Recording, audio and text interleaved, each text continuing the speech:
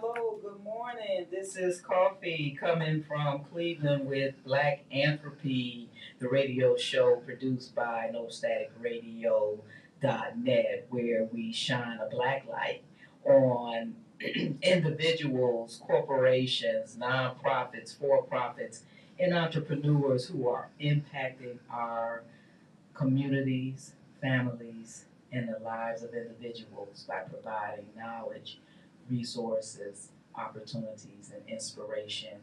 And this morning, I'm glad that I have someone again who is checking all of my boxes for knowledge, resources, opportunity, and inspiration. And her name is Chanel, like Miss Coco Chanel. And she is the founder and CEO of Black Girls Garden. So this morning she's going to tell us all about those big, massive acres of land you see along the highway, how you can put a miniature size one in your own house, in your backyard, any space that you occupy. Anywhere. Go ahead, Miss Chanel, and tell us how to do it. Anywhere. Thank you so much for having me on. So as you said, I am the founder and CEO of Black Girls Garden. We started about a year ago, so we're headed towards our second anniversary this October. So we're really excited. We are having a pepper challenge. Okay. Because we really focused on peppers this year. So we grew 50 different varieties. Oh my goodness. And so the kids' challenge is to try to taste them all. We have a bunch of hot peppers, sweet peppers, and then if you make it through the challenge through the day, you get $50 to head towards school. Oh wow. School supplies and getting everything ready. So they're really excited about that. Wow. So, you know. How did you come up with that idea? We try to come up with a new challenge every year. So last year they had to grow their own tomatoes and pepper plants. And, you know, so whoever had the most productive won $50, and then this year it was the pepper challenge. So we had to try to do one big thing every year for them, try to keep them engaged and understanding how much you can do, because gardening is so full, and it's endless. Just things that you can do, things you can put apart. And you know, like you said, the first thing everybody thinks is, I don't have a farm, Chanel. So when I first started gardening just on my own with my house plants, and you know, I looked around, it's like I got 150 house plants in this house. So you know, and it's like, well, how do you go from 0 to 100 so quick? And then you really get to thinking like you can grow anything in small spaces. And so our first goal, when we first kind of realized that we need to kind of get back to the community, was let's start proving to people that you don't need all this land to start growing. You know, you only need a small balcony at your apartment, and you can grow enough food for yourself, at least to take you through the summer, you know, through the fall. And that's kind of what we start teaching, like even just building our goals. We start our year with, what's our goals? What's your favorite vegetable? What's your favorite fruit? What do you want to grow this year? And then we kind of build from there to grow things we like. Because one of the things we found is if you don't like to eat it, even if you grow it, it doesn't bring the joy. So you end up not growing it anymore. So just showing, like, what do you want? You can be healthy and sustainable in your own space. You don't need acres.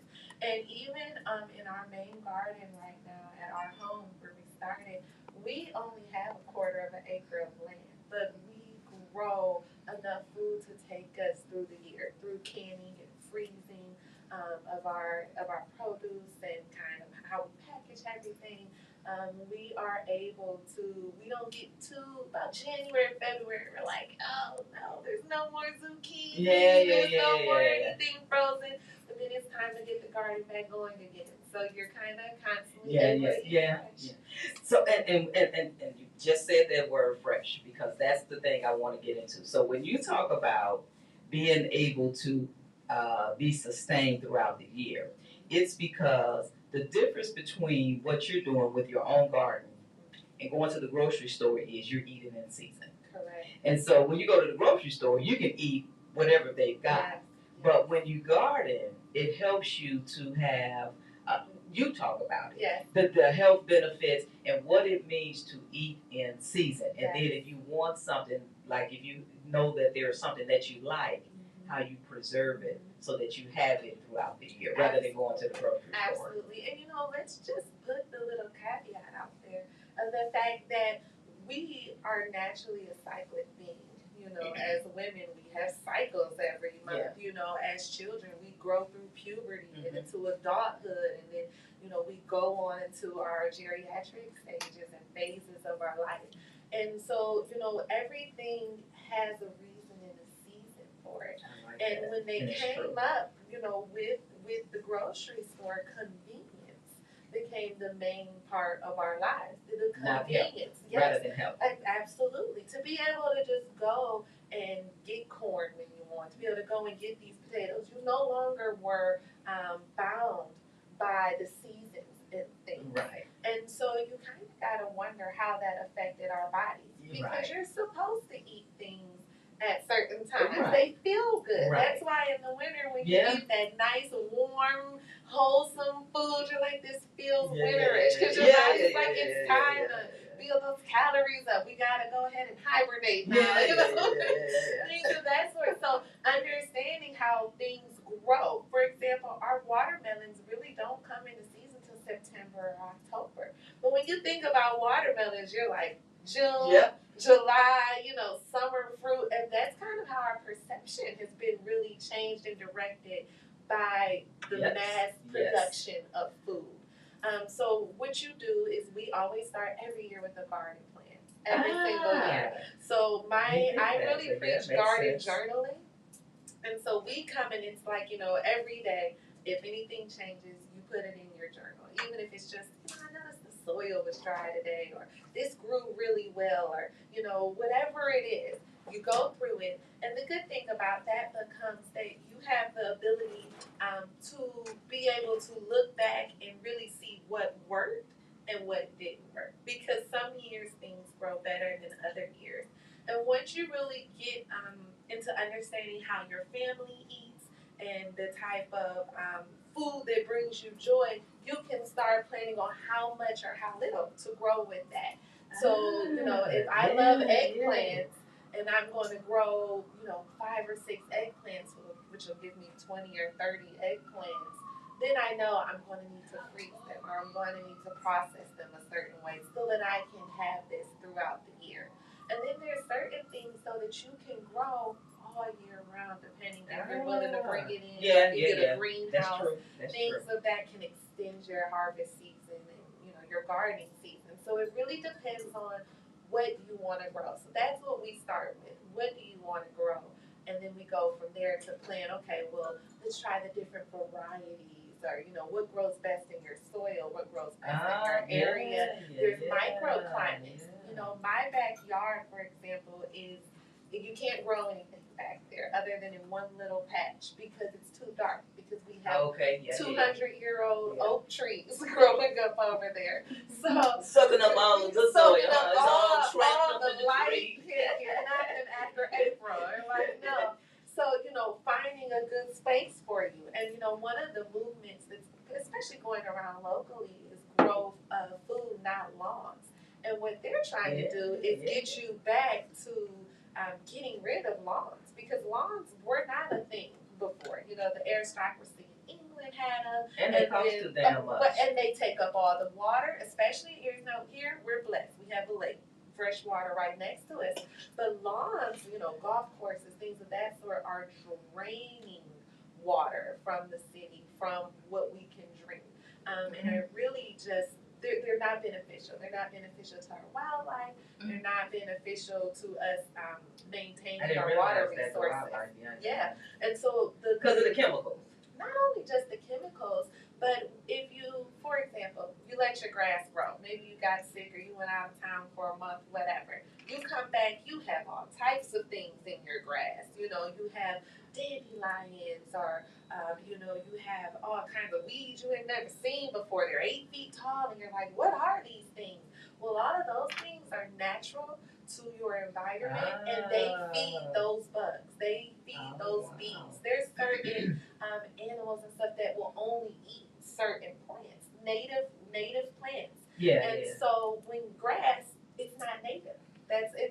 Ohio was a marshland originally, so we didn't have grass as we know it. So the animals and the wildlife in our area is accustomed to eating certain things that we're no longer growing because now because we want lawns, these lawns that don't bring any benefits back to us. And so not only do these lawns not help us, but they're also just wasting space, and like anything else, it's what you do with your space, and that really becomes the concept that we're trying to teach, that, you can have 3 zucchini plants, but you can get 60 zucchinis from them. So how much space do you need? Well, you only need one little 10-gallon bucket, and you can get a whole zucchini plant. Oh, wow. And that's going to take up maybe 2 by 2 foot space. So your space really becomes something that you can utilize, and then you learn about companion planting and things that can go with it. And once you really start filling up and understanding, you look up and you have a very sustainable, healthy garden right in your own yard and in your front yard of basically space that was unusable before. So we moved our garden to our front yard, and my husband, he always laughs. He says, "You're going to be one of those people who don't have anything. All the stuff is in the yard." And I'm like, "Well, don't be a hater." Congratulate, honey. You had it, honey. Grow food, not lawn. So I'm here for it. I like that. All right. Now, I'm going to cheat a little bit here, and I'm going to take some notes, because I want you to do a couple of things for me, Shadell, while you're here. Again, you listen to the BlackAnthropy radio show, and we got Shadell giving us knowledge, resources, opportunities, and a lot of inspiration to start your own garden. And so what I want Shadell to tell me is, it is August. And I do like to eat a lot of fruits and vegetables. Please tell me what fruits and vegetables I should be growing right about now. What's the season for it? How long? How much of it could I grow? And then give me some options for once I've grown that, moving on to do something else. Okay, I'm taking my notes. So a lot of people don't realize that fall is actually one of the best planting times that you can have, because you end up with less pest pressure, because basically everybody has moved on from the spring and summer, and the days are warmer, so you're not stuck in the cold. You're getting those cold kind of at the night snaps. So it's actually you're not like dying of heat stroke while you're outside in your garden. So the fall is actually a very pleasant time. You don't know my address, do you? Mm-mm. Okay, good. So you won't be able to come back and say, "I gave you all this information, you ain't do nothing with it." Okay. I'm gonna check. Don't do that too. Don't do that, but I'm gonna try my hardest. So in the fall, what I say is basically everything that you grow, especially if you start from seed. On the seed packets, it always tells you how many days it takes to harvest. And if it isn't on the seed packet, you can Google it. Google is the brain, and Google knows everything. Okay, so Google, you can say, "I have some spinach seeds right here. How long till this spinach grows?" And it'll tell you 30 days to harvest. And so what we look at as gardeners, or even aspiring gardeners, is you want to know when is your first date of frost, so that's in the spring, in the fall, and your last date of frost, and that's in the spring. And basically that's because, of course, we know winter is rough and nothing can grow outside for the most part during winter without us having to do some things to help get through it. Now, I will say, though, that especially here in Ohio, we're zone 6B, so all of the America and the UK are broken down into certain zones. So we're zone 6. All the way up higher you get, it's like zone 4, and it's kind of, but you can Google what zone am I in.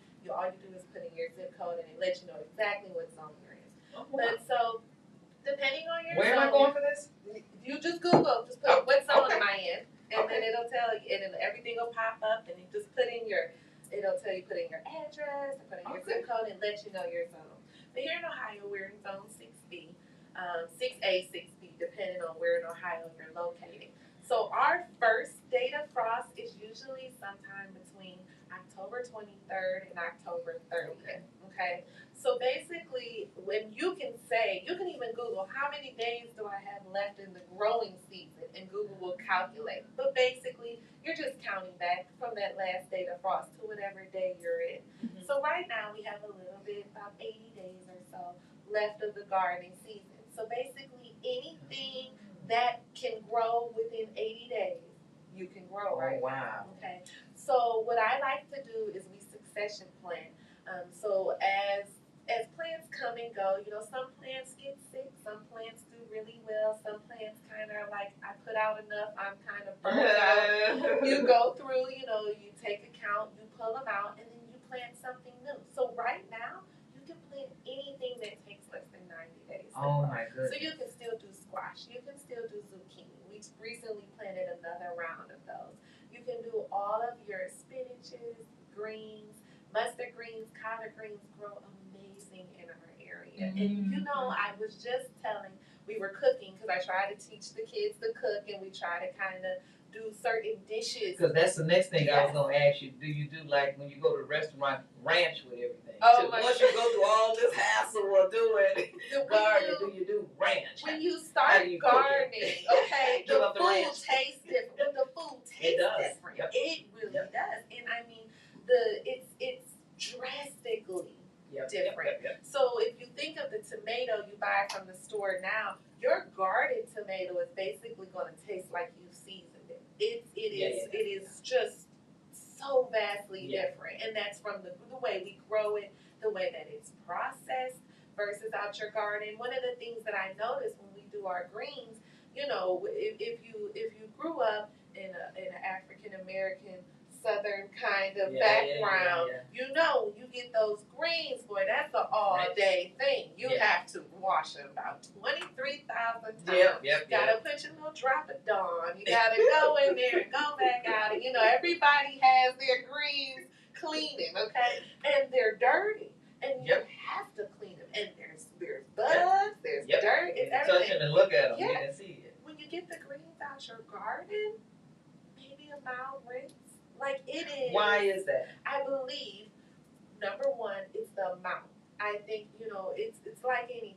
If you're growing 25 acres of greens, they're everywhere. The pest pressure is increasing. That's why they have to use the poisons and things they use. Because nothing in nature grows in just a monoculture. If you got a tree, you're going to have plants under it, you're going to have flowers around it. Even if there's a tree next to it, there's so much going on. You have the fungi and everything that's kind of putting its thing here, but nothing is just growing just one thing. And so it's not natural for us. And so when you plant one thing, if any pest comes around, they're going to eat that whole crop because it's all right there in a platter for them. Whereas if you kind of learn how to companion plant and interplant certain things, then it lessens your pest pressure. But for the way that we grow on the large scale, you can't do that. So I think number one, they're going in with these big machines and, it's just a massive amount of food. And so the love of your food isn't there. You can't love 20 acres of greens. It's not going to your home. So I think that's number one. And then number two, it is just the sheer amount of things that are flying around. The topsoil isn't good anymore. And so I just think it's just a lot of stuff getting on there.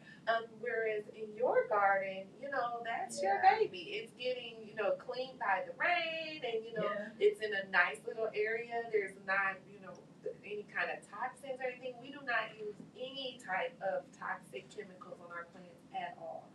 So, we're really big. We will go out and hand pick caterpillars. We go out and hand catch cucumber beetles. We're out there every day looking at cucumber beetles. Never even heard of that. They are yellow ladybugs, okay, and they come hard. Just plant a cucumber, you'll find them. You'll never see one in your life. Well, we're talking about little bitty bugs. What do you think about the people eating chocolate covered bugs and they taking the food away from the frogs and the birds and everybody else? Huh? We were somewhere in Chicago, I think, and we went to this restaurant. They gave us these chocolate covered ants. and we didn't know. So I am, I power, up to anybody who can eat the bud. They're not for me though. I stopped. Chocolate, the honey, and none of it. The crunch for me, I don't like it. But definitely just making. I think in your garden, it's much more controlled environment. And so what I'm finding is just everything is just cleaner, and it really does make you think what's going on with the plants that we don't know. Farm to table is way different. We don't know. You go pick up a lettuce right now, we don't know where it came from. We don't know what they did. How long it took to travel to get there. We don't know who the grocery store who put it on the truck. I used to be a restaurant head, and I made my younger sister a restaurant head. And then it's interesting, like when she cooks, she'll take something out. Like when I go to Chicago, she'll be like, I'm going to make this. And then after 2 or 3 or 4 days, she doesn't make it. And she said, oh, that ain't no good, throw it away. I said, you may as well cook that. All the restaurants you eat at, I know you don't think that they throw away anything because it's 3 or 4 days. Oh, all of the restaurants you eat at, no, you can go ahead and eat that, honey. Chop that up and cook it. I said, why you think they put sauce on everything at restaurants? Cheese is makeup for your food. I said, please. If you don't eat that 5-day-old chicken, you need to stop. You're going to have people up in arms now. There's a lot of people who don't eat leftovers. I eat mine. I don't. It can't. When you talk about out of season, I remember, maybe 2009, I went to Rhode Island. And so he said, well, what are you all famous for? What's the big thing with Rhode Island? They said lobster. And so we went hunting for lobster. Right. And then I said, well, when is the best time to eat lobster? And they said the bird months, September, October. And I told my sister, now think, when is Lobster Fest at Red Lobster? I think it is. It's in freaking February. Is it February? With EITC credit day month. That's what it's with. And so it's like you get the bottom of the freaking barrel. It's like they just sold all the good stuff. And they got to move it off the shelf. You watch till February. They going to be advertising Lobster Fest. And I'm like, oh, that man said eat lobster. Maybe you get named on the West Coast lobster. I don't know. But some of these restaurants got too many coverings over my food for me. And so it's like, that's like a big giveaway. Don't eat that. And so again, talk about the economics of it, because it's interesting to me when people say it's too expensive to eat healthy. And it is right now. So for example, I always say in the morning when I'm on my way to work, I like to eat my yogurt and my strawberries. Okay, so because I spend most of the day. So you buy your yogurt? Yes, so I'll go buy it. Okay, because I'm probably running. This is when I can't make my cream of wheat. I try to just eat cream of wheat even in the summer. But if I'm running today and I can't make my cream of wheat, I'm gonna go get my yogurt. So my yogurt is $3.99. Okay, and I like to add strawberries to it. Well, the strawberries are $5.99. Okay, so basically it's $10 just for my breakfast. But if I want to go to one of my favorite places to get something that's not as good, I can go get my sausage, egg, and cheese croissant along with hash browns for $5 total. But my yogurt and strawberries cost me $10. And there are things, and that's what we mean. Like, there, for some reason, it is just cheaper to produce unhealthy food. And so it's cheaper to sell it. And so if I want to eat yogurt and strawberries, which I should, for the value of the yogurt, for, gastrointestinal reasons, or, strawberries, like that's a pretty good breakfast. Well, I'll have to have twice the amount that I need to get my sausage, egg, and cheese croissant. And that's what we're seeing kind of just in general. Processed food just costs less, just because of the ability that they have to mass distribute.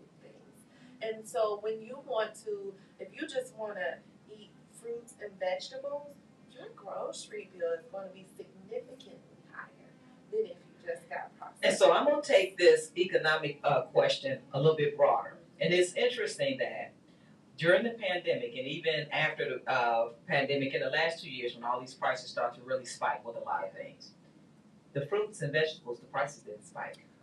Correct. That's one. And so when I talk about economics and the cost of it, I'm talking about the long-term lifetime cost of it. Because when you don't, eat healthy, then you end up with certain health conditions or issues that need to be addressed. And also, even with the garden, even from what you've talked about so far, I don't have to burn my gas going to the grocery store as much, right? Because my grocery store is right here at my house. So I don't, every time I need something or want something, I have a lot of what I need here already. And so those are sort of like the economic effects that I'm talking about. So then talk about what was I going to ask with that? The going from this gardening in your home to this mass production of food. Like, I think it's interesting when people, I've had a few people in the last few years since being vegan and so forth has become very popular. And a lot of people eat hummus and it's become a very popular dish in a lot of places you go.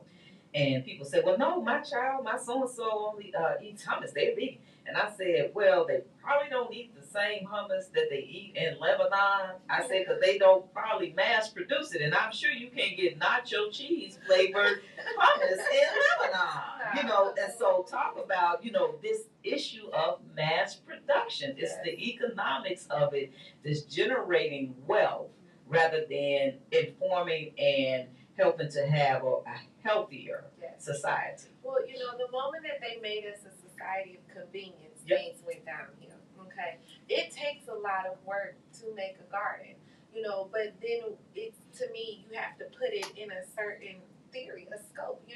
Everything takes work. There's nothing that you can be successful at without putting work towards it. The problem is that people need to understand that your health is work. And so what you have to look at your garden is just as important as the medications you would go to your doctor for. You should be able to walk out into your garden to go, you have a cough that day, go out into your garden and, get some lemon balm and make you some tea. You have a stinky smell in your house, go out to your garden and go get some lavender and, put it up in the corner to help you feel a little bit calmer. You have a toothache, grow a little toothache plant and chew on it and go out into your garden. Things that we don't think about because we moved away from it because it's not convenient, because it's not happening in the moment. You think about when the microwave hit the streets, that's basically the difference between gardening is like using the oven. Back the wood fire oven. Okay? Yeah. Whereas you got the grocery store that is the microwave. And so you get people who say, okay, I'll grow this one potato, but it took me 5 months to grow a potato that I could have went to the store and bought, a whole bag of them for $2 or so in no time. So number one, you have to start thinking about your health. Right. You have to put gardening in the same, hold it in the same esteem that you hold the things that make you healthy. So, for example, especially within our Black community, hypertension, diabetes, some of the main killers within our culture. But they're both completely curable with diet and exercise. But you don't see people who are diagnosed with diabetes. They don't come and say, oh, well, the doctor told me that I got to go and start a garden and just eat these healthy greens. Right. Do this, start putting this in my soil, or, I'm going to do this to take control of my own health. Right. Gardening is a form of revolution. Growing your own food is a form of revolution because it is taking back control of everything that you're consuming. And so on the broader scope, whereas it might be cheaper, like you said about the pandemic, you might be able to get a bag of apples for less, than it would cost to buy an apple tree in the moment. But once your apple tree grows, now you have an endless amount of apples for generations. You know where those apples are coming from. You know what you're putting in your soil. So it's almost, it's looking at things in the long term. That's what I'm saying. But in the long term, this right here, this starting this garden and eating the things that I get from the grocery store, because you can write down a list of everything you get from the grocery store, and it's really not as expansive as you think. You probably get some carrots, you get your potatoes, you get onions, some garlic, you grow whatever green vegetables you want. But when you look, the grocery store only gives you 5 or 6 options, maybe, of everything. Usually it's like 2 or 3 that you get to have, whereas you can have your garden, you can have 22 different varieties of lettuce if you want. You can have, a special lettuce that they don't even grow here in our area that you like better, that helps you to eat more. Therefore, you're eating more salads. And now, you're growing kale and you're making kale fruit punch and, doing all of these different things that becomes a lifestyle. And so you have to kind of look at things and say, yeah, I understand that right now I can buy one sweet potato and this is all good. But it is not, if you try to go and buy an organic sweet potato, which organic only means that they don't use a certain amount of chemicals. Let's just asterisk that. So it's a certain level of chemicals and you can call it organic. So it's not no chemicals, just not as much as the ones that aren't. When you look at organic food, it is nowhere near cost effective. You can see the differences. And so you should compare your garden to at least the organic food. And then you can see, because some people just need to see that it's worth it. You can see, because one organic sweet potato is going to be $5. Whereas you can grow your sweet potatoes and you'll get 5 sweet potatoes from one sweet potato. And how many sweet potatoes do you eat?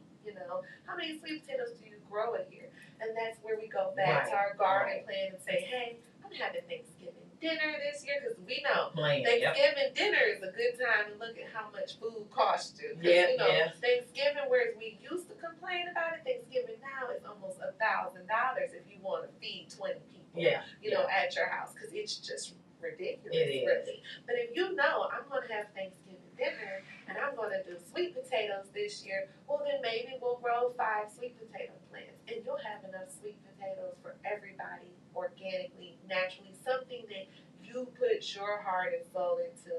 And so it's an accomplishment, it's healthy, and those 2 things alone make it worth more than anything. You can't put a price on your health. And that's what we have to stop doing. And the thing that I also think is interesting about the garden is also when you have kids. And so now you're, again, we're conditioning them to pick up these kind of habits. And it's easier to recognize, what do the kids want? What do they like?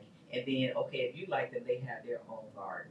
And then, I'll take care of the things that everyone likes. And then each of the children, you all start your own garden for the things that you like. Because really, again, when you go back to the history of this, people didn't have these massive gardens, and then they would barter with people to say, I grow this, I like this, I have an abundance of this, and so I'll trade you, what you have. Do you do anything like that? Do you know enough people that garden like you, that you do stuff like that with? They have many co-ops. I'm not in a co-op right now, but that's kind of where you start getting into it. When you go down to the farmers market, down in the West Side Market, they have a lot of groups there that are kind of doing things of that sort to say, I have an abundance of this, how about we do this? And, because it does make sense. If Jim down the street can grow 22 pounds of potatoes, and I know how he grows, but over at my house, I'm growing an abundance of spaghetti squash.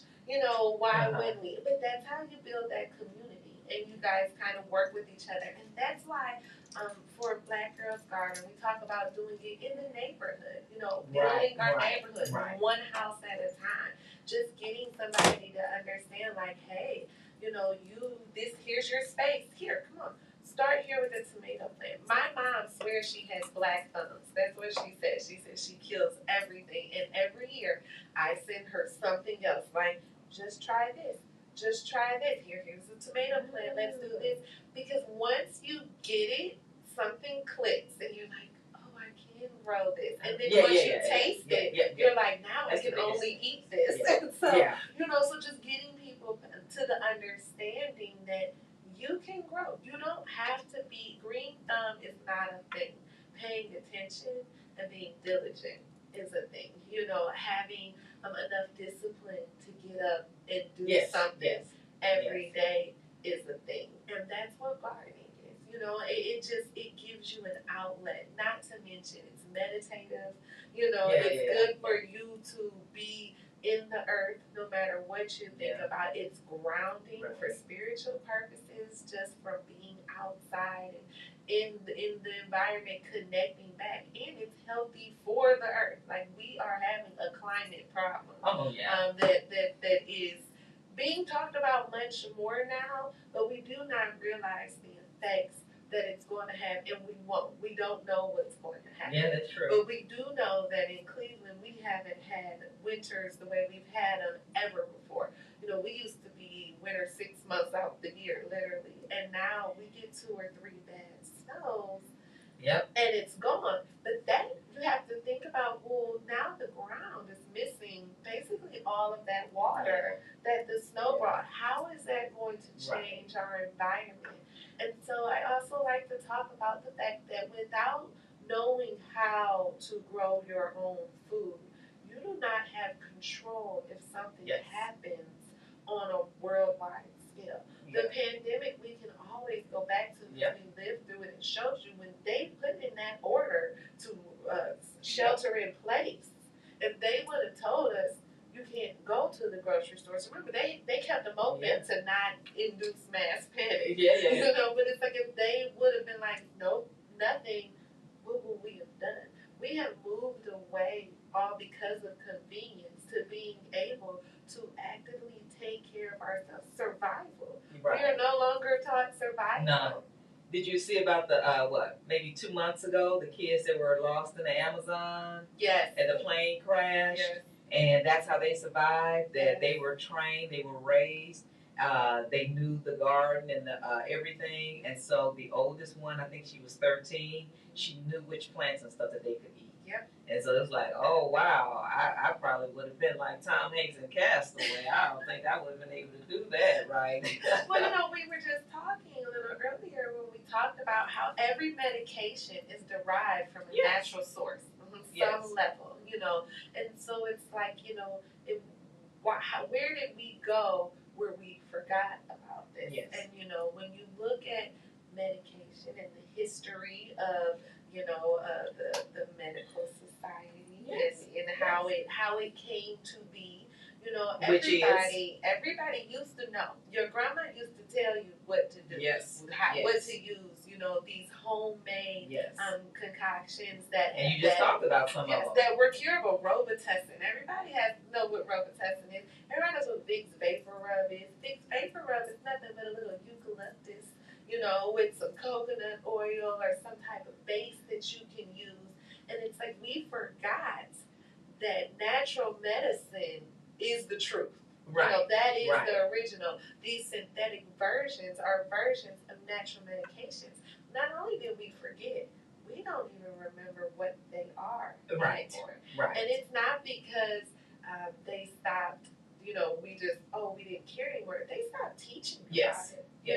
They took away the power of basically the family doctor. Yes. A lot of it was misogynistic, when you go back to, early witch trials and things of that sort. When you can trace it very, very far back. But you see that when men took over, women who could cure and had herbal knowledge were labeled as witches. Well, I do stand-up comedy. One thing I have in my routine is my cynicism for the medical profession solely on one thing. What is it? They created a pill for an old-ass man to have an erection when no damn body is beating down their door to have sex with them. What in the hell we worried about an old-ass man having an erection when folks around here getting diseases, diabetes? Yes. It's like, I can't take that damn pill. When diabetes is the reason that you can't get your erection. Like, let's talk about it. Like, and so that's one thing we talked about earlier that I'd like for you to talk about again. I really want to talk about this point. And then we're going to go to you have a lot of YouTube videos on a lot of things that you all have done. Talk about again, when you have these diseases, when you have your own garden, how you can go. Basically, these things are curable from something within your garden. Absolutely. So and talk about like the history of it. That like this isn't something you just believe that you just think. I mean, it's facts. Absolutely. And like I told you, everything that I say is based on something. Look it up. The fact that we have phones right now that have the power of the worldwide net, you don't have to believe anything that's said, because people nowadays say a whole lot. Everybody has a platform, and they think because they get a platform that makes it right. And that's not necessarily true. You have to go and be accountable for your own learning. So when you hear something and it resonates with you, look it up. Go and see it. Well, this person said this. Let me find out how far we can go with that. And that is simply when we get back to bringing back to healthcare. So I'm a registered nurse, and I've been a nurse now for about 15 years or so. So we see everything. Okay, I've been through the ER, through the ICU. I've been management. So we've been right there on the forefront of what's happening. So when you find out that you're sick, let's start with number one. I was talking to my husband the other day, and I said, you have to work out a little more. I'm that wife. I'm the nagger. But how many laps did you get in today? What'd you do? What happened? Put his ass on blast on social media. He said, well, when I was in high school, we were talking about high school because our kids are all in high school now, and they're getting bigger, and we're talking about working out and tryouts and things.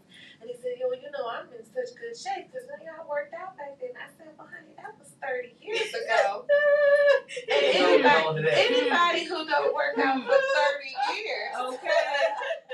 And so, I tell him. What else you grow in that garden? Chronic. He been smoking. What he been smoking? I'm like, come on, you have to be aware. But I think as adults, time moves different. Yes. So you kind of think like, I got time, I'm going to get in shape, I'm going to do this, I'm going to do that. And then you look up and you realize you ain't been in the gym in 30 years for real, in real life. Tomorrow is and today. You're like, well, how did that happen? And you have to take your health kind of with that kind of thought. You got to go to the gym. Mm-hmm. You don't go to the gym to look good. You go to the gym so that when you're 80, you can still walk around by yourself on your own accord. Mm-hmm. You go to the gym so that you can make sure that you don't have to live with your kids and worry about what they're going to do, so that you can live healthy. Mm-hmm. A lot of things, in our society itself, we're not very nice to elderly. We don't. We lock them out. We don't think about it. And when we do think about it, it's either in the context of death or dying, or in the context of when you're old, you are sickly. Yeah. That is not a thing. That's a thing here in the United States, because we are unhealthy in our eating habits. Because we are unhealthy with our diet. When you go to other countries and they have rice-based diets, they have these holistic kind of diets where they're eating from their land, they're 110. Yes. Walking around, talking to you, in their right mind, as our reverend would say. They woke up clothed in their right mind that morning. That is not, whereas we think when you're 80, it's all, I don't want to get old, I'm going to have to go to a nursing home. Like, no, that's the route you have to take if you're not living a healthy lifestyle. Right. And so we have to get rid of the thought process, number one.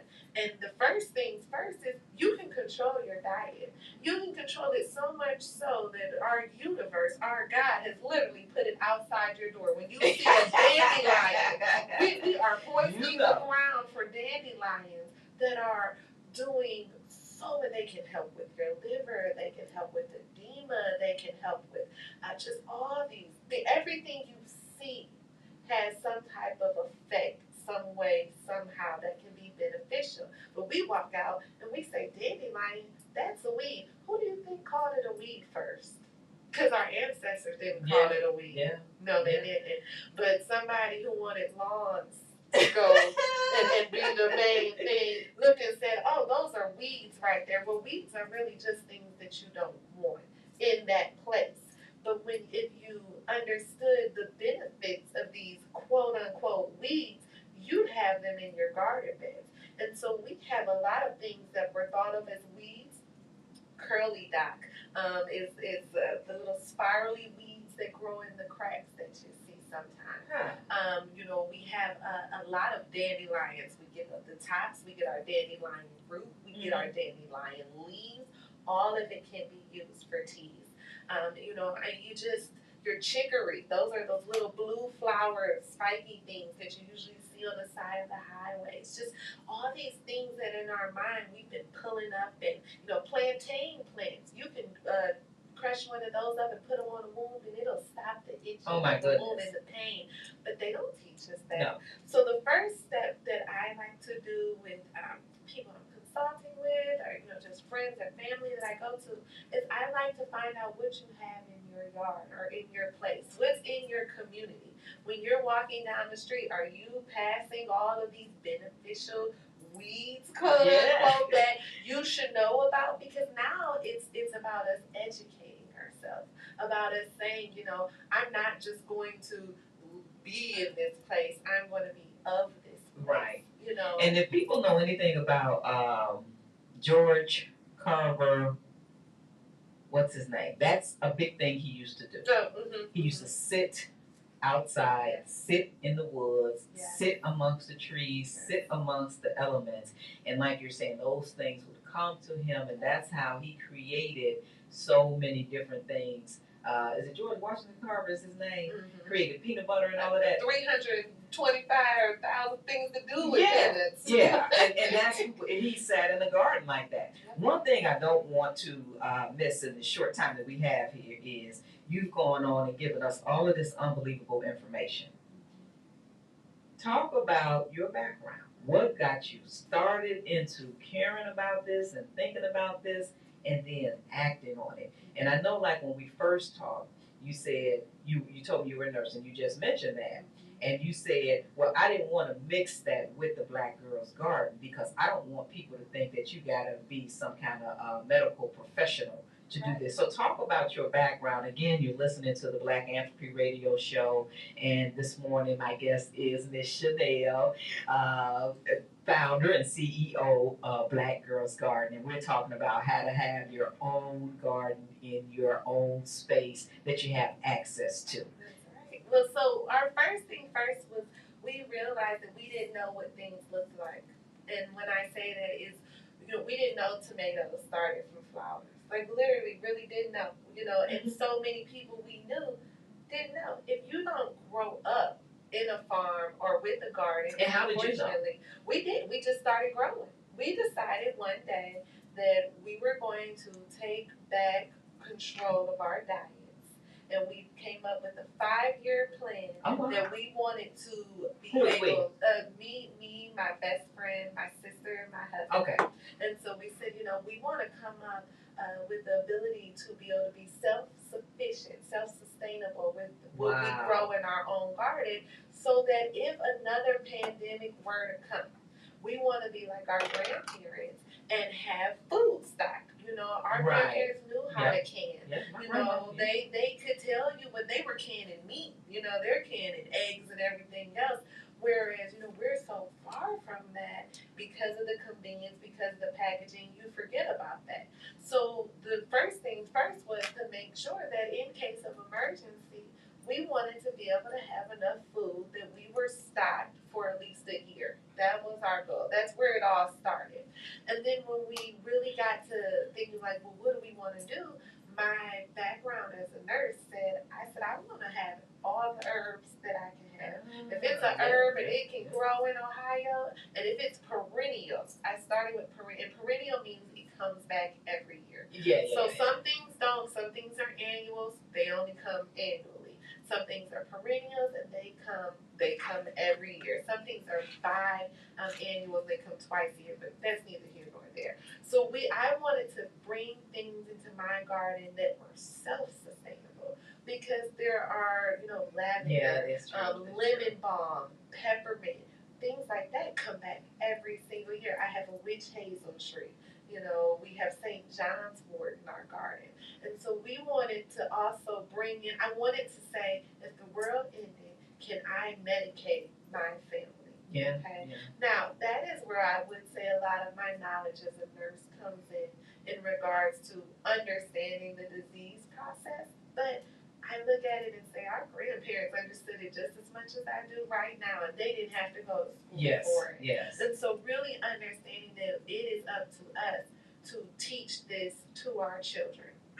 Now, me and my brothers and sisters, between us, we have 12 children between us, the three of us. And so we said, well, why we need to get them involved. Like, this is because their friends come over. I mean, so at any time we were having. We only got 1 minute left, so you can go ahead.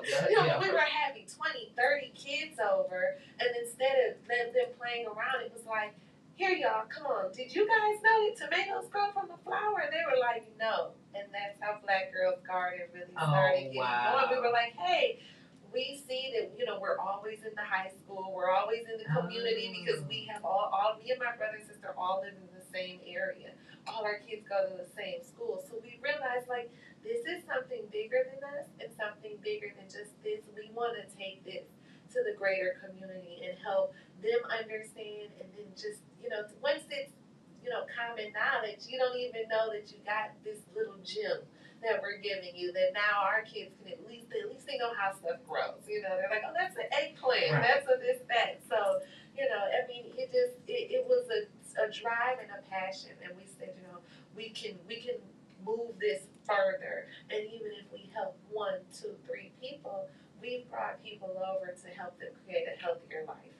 All right, well, thank you so much. We today this morning had a special treat on our health with founder and CEO of Black Girls Guard here in Cleveland, Ohio, telling us about all of the benefits economically and health-wise of having your own garden. I'm going to have to bring you back because I want you to bring in some of the plants and things like that to show, what you're actually talking about. And tell everyone where they can find you, because you also have like your pepper challenge and your hot sauce that you made from the peppers on your website. You got all of these unbelievable YouTube videos that show the work that the young ladies do through your program. Tell everybody how they can find you. You can go on our website, www.blackgirlsgarden2.com, and that has the link to our Facebook page, to our Instagram page, and to our TikTok page, which is all under Black Girls Garden. So please stop by, show us some love. Feel free to reach out to us if there's any events you're having or something you'd like us to speak in, or we're really trying to get our girls out here before they head off to college over next year. And we also have about 6 young men who do it with us too. So Black Boys Garden just as much as Black Girls. So we're out here and we're just trying to spread that message and keep people healthy and really take back our own ability to direct our health. Oh, wow. Thank you so much for being on BlackAnthropy this morning. I know I'm going to be signing up for my consultation to start my garden, and that is real. Again, thank you all so much for listening to the BlackAnthropy radio show produced by NoStaticRadio.net here in Cleveland, Ohio. Stay tuned for our next guest. We'll be back shortly. Thank you so much. Awesome.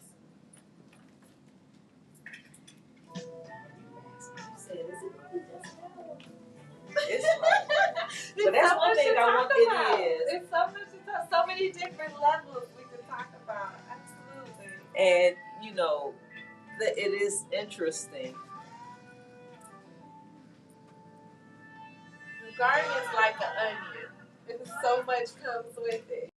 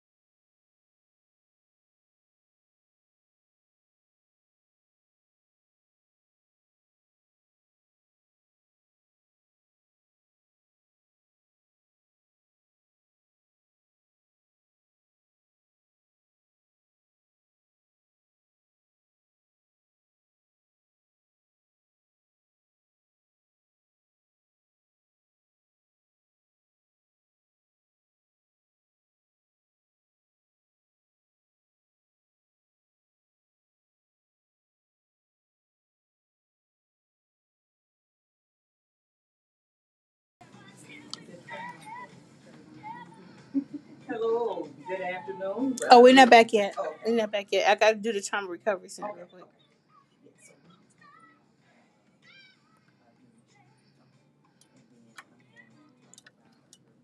We want to remind you guys that each and every week we do our History 365. And this week we want to introduce the summary, introduce the others. Mark Dean, a computer scientist born March 2nd, 1957, is an American inventor and computer engineer. He developed the ISA bus and he led a design team for making a 1 gigahertz computer processor chip. Yep, he did that. He gave us space. Yeah. He also holds 3 of 9 PC patents for being a co-creator of the IBM personal computer released in 1981 and in 1995. Dean was named as the first ever Afro-American IBM Fellow.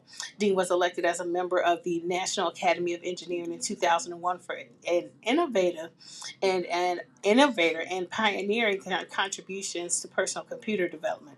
And in 2000, Mark discussed a handheld device that would be able to display media content, like a digital newspaper. Listen. A decade later, in August of 2011, Dean stated that he now uses his tablet computer instead of a PC in his blog. Listen, there's a lot to be said about him and his career, including the fact that he graduated with a bachelor's degree in electrical engineering in 1979, and soon after Mark got a job as an IBM engineer. And his first task at the company was to create the word processor adapter for IBM's Data Master Terminal.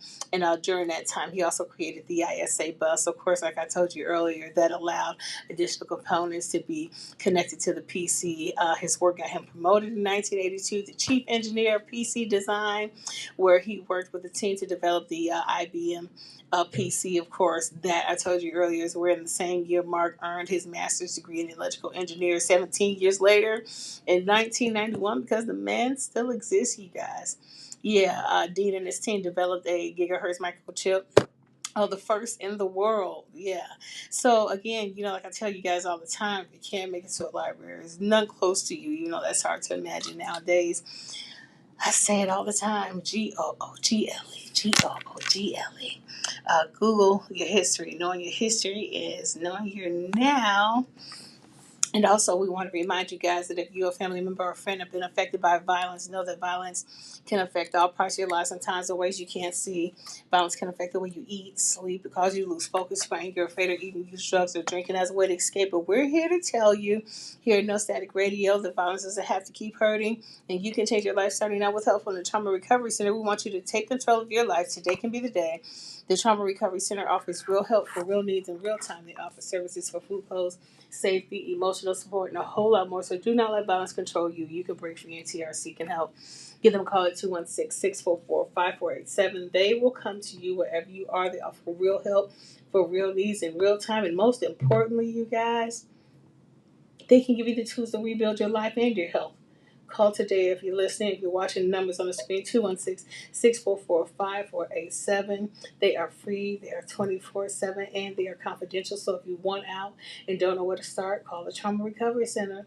The Trauma Recovery Center will help you take back your life after violence started today. Call today. Get the help you need today. 216-644-5487. Listen, when I tell you they will come immediately, they'll respond in minutes, not 5, not 10, not 15, not 20. Call today, 216-644-5487. The Trauma Recovery Center of Northeast Ohio, also affiliated with the Center for Families and Children. And now, back to Coffee with BlackAnthropy. You got it? Mm-hmm.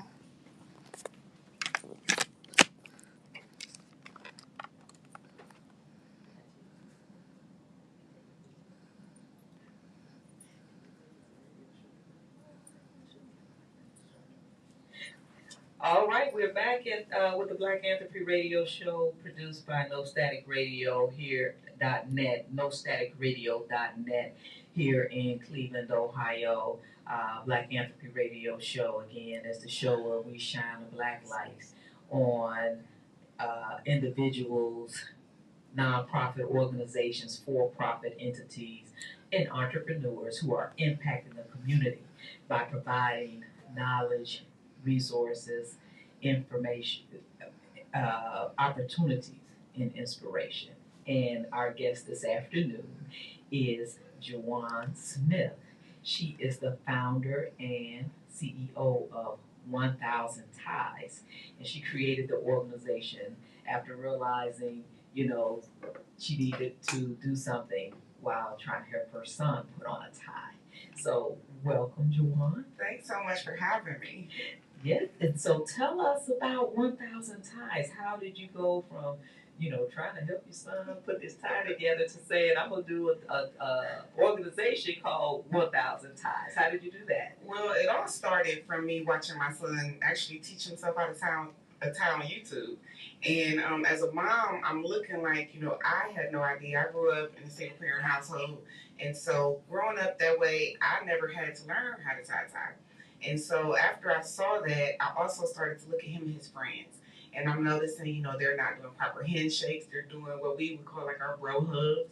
They're not, really communicating. They'll sit next to each other and text each other, all the way to the social component of dating and not knowing that you should open doors or pull out chairs and just that common thing. And so for me, I thought, well, maybe if we as a community could come together for a day, just one day, and help these young men just get these basic skills, because I'm not the only single parent, single mother in this city. I mean, there are grown men that don't know how to tie a tie. So it's not just, the single moms, but they were missing out on these skills. And so I thought, well, maybe we could put together a day of community.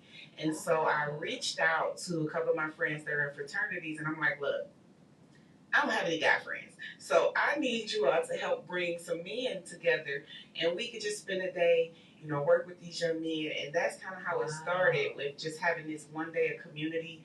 We partnered with Cleveland Public Schools, and they gave us a space at East High, and we were able to, bring in other community partners that provided food, and it just was a full day of community. I believe our first year, we literally had more in-kind donations than money that was actually spent, because everybody just was so excited, this whole day of letting our young men know that we see you and we're here for you. We're not going to just condemn you for things that you don't know. We're going to try and give you these nuggets. And what was that feeling like? A lot of people, that's one thing I'm learning a lot from doing, creating and starting BlackAnthropy is, you have this vision and this thought and this idea, and then to see it actually come to fruition. What was it like to see those guys? Because the fraternities you're talking about are the Omegas and the Kappas, right? Well, the Qs were my first. Yeah. So they are my you represent the day with your gold. Right, you got your gold on. So they were my first, and then the rest of them just kind of trickled in. The Kappas, the Sigmas, so they all just kind of trickled in after the first year. But the first year we did have the Qs and some Kappas, so they were my first that kind of stood up and said, "We're gonna stand with you." And what was it like to see them there, actually helping the young men? And what did you see in that bond, that relationship, that these young men, their reaction and interaction with these guys that were, helping them? So what I'll say is, like, the majority of the day is all about the young men. But we make sure our event is all inclusive, so it's something for the whole family. So while the young men had their day, the moms had what we call a mom's chat.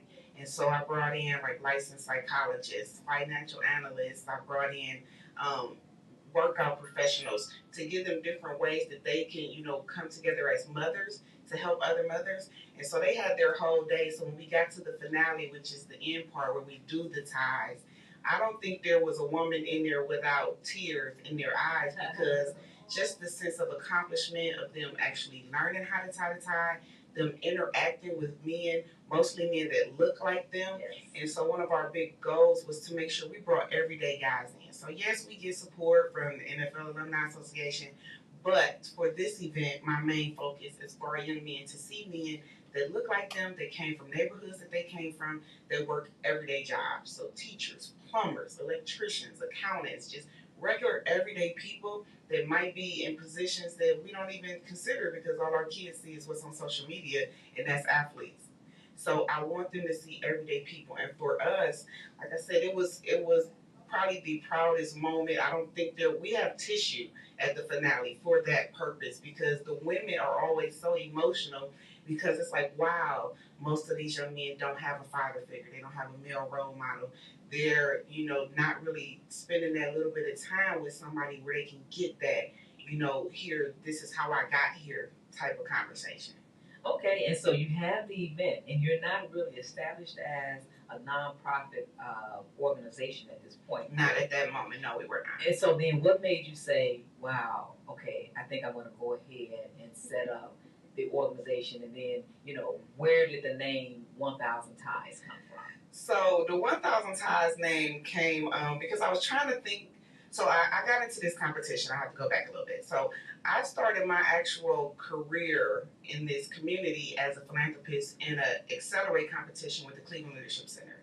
And so for those that don't know, this competition is for everyday people that want to do things to improve or impact our community, but you don't have the funding or the resources or the connections. And so you get in this competition, the application opens up in October, so be on the lookout, because I was the first woman to win this competition. So I'm talking about kicking in doors and creating opportunities for everybody to be able to come and get their visions in front of people that you might not necessarily get in front of. And so I actually was going to pitch the 1,000 Ties in this second time, because I won the first time in 2017. I won the education category for my consulting firm, Getting Our Babies to College 101. And so the 1,000 Ties came 2 years later. And so I decided to put it in there, but I had to come up with a great name. And so I'm like, well, if we can get the community to donate 1,000 ties, then maybe we can help 1,000 boys. But in no way did I ever think our first year we collected 5,000 ties. Wow. So I partnered with the Cleveland Public Library, and what they allowed us to do was to put donation boxes in some of their branches so that the community could also be a part of the work. So your part is you're going to your closet, you're getting those newer gently used ties, and some people just go buy ties, and you drop them off, and then we use those ties with our young people, and they get to keep the ties. And so that was a way for us to bring in the whole community. So yes, we're in front, we're in the event, we're hands-on, but the community is also making a huge impact by donating these ties. And so those partnerships allowed us, at this point, I think we're probably up to about 30,000 ties. So we still, now is you can go to any Cleveland Public Library and donate. We have 2 retailers that you can go to. Our Favorite Things Boutique, she is amazing on Larchmere. You can drop off ties. People can ship ties. We get ties from out of state. Like, people everywhere are becoming a part of this movement. Oh, wow. Okay. Wow. And so, so talk about, okay, setting up the organization, and then how did you decide what programs you'll have? Because you had the one event, and then how do you say, okay, how do I have, what programs do I want to have? And then who all helped you to structure these, because you're basically using people's time. And so how did you get them to buy into and structure your program such that you could take advantage of people that were providing, giving their time? Okay. So I pitched the idea and Accelerate. It was February, the year prior COVID. So we pitched February, COVID hit in March. So I pitched in February, and I pitched the idea of a life skills curriculum. And at that time, I was in negotiations with Cleveland Public Library to offer these programs at several branches. And so that was the pitch. I already had the location where we were going to do it. We just needed the funding to get things rolling, to not only create the curriculum, but to get the curriculum reviewed and approved and state licensed and accredited. And so being in a pitch competition would have allowed me to get the funding for that. And so once I got in that, I won that year. I was the first woman to ever win Accelerate, and so I won that year. And what it did was it opened other networking opportunities. Other community partners were able to get involved. So that's how we got the NFL Alumni Association. So we were able to build those partnerships after the pitch competition. And so at that point, we decided, it's time to really lock in on what skills our young men are lacking. And so we started to think of all the gaps that the schools don't have. So they don't have home ec, they don't have industrial arts, they don't have life skill classes, most of them. And so we looked at that as an opportunity to try and fill those gaps by looking at what's not available and where our children were being, I would say the word failed. They were being failed. And so you keep saying we. Mm-hmm. And that's another thing I want to bring out on this platform is, excuse me, how people structure and start these things and what kind of team do you put together? Because, yeah, I can have an idea to put together an education program, but I think I want to bounce things off of people. So how did you go about doing that? So I put myself in the middle of a whole bunch of educators. And so I have educators at different levels. So I have one of my board members is an educator for elementary school. Then I have one educator on my board that works with special needs children. And then I also have a board member that works towards employment. And so I created a board around me of people that are in positions that work directly with the demographic that we're going to service, and so they also see the voids. And so that, in addition to looking at my son was the inspiration for pretty much the whole program. Everything that I taught him, everything that I felt he should have been taught, I made sure to make that a part of what we will teach these other young men, because they're just kind of being lost. They're getting lost. They're being forgotten. And so everything that I felt my son should have been taught or that I taught him, we made sure to add it into the curriculum. And then I used that circle of educators that are on my board to help it make sense. Okay. So yes, as a mom, I know how I want it to look, but we also needed it to make sense when we're going in and we're pitching to the schools. Right, so initially we were just in the library. So now we're actually running the program inside the school districts. About how many? So right now we actually, at the end of this week, it'll be 5 school districts. And so then when you're talking about doing this, what does that look like to go in there and teach this to young men? You know, at what period, how is time allotted and allocated for you? Mm-hmm. And then what are metrics that you use and that others may use to evaluate the success of your program? Because an interesting thing that I think that there's a little chatter in the news about now is LeBron James's school, the Promise Academy in Akron, Ohio.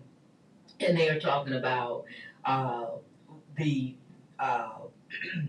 how the students are performing at the state level. So what metrics did you put in place for yourself, especially having the benefit and access to board members with an education background? So what we do is we do a pre-test.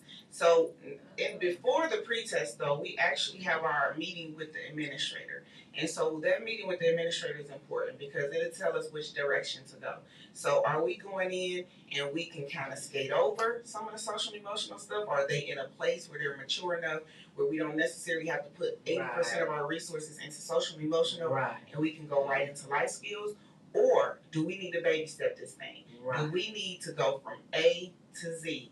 And I'm talking about just plain pure interaction, helping them understand how to interact with their brothers, how to understand what a brotherhood is, how to interact with their moms, how to know when it's okay to say sorry.